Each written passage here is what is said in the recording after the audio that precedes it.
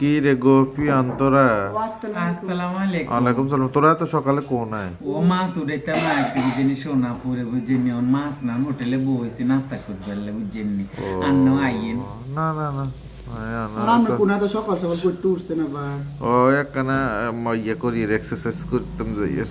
ও না আমরা মাছ তুলতে পারি সাইবেন নিয়ে আইয়ে নাড়তে নাড়তে না রে মনে হয় তার আমরা তো বাসাতে আছে শরীর বাই গেছে অনেকদিন কমামু দই দই।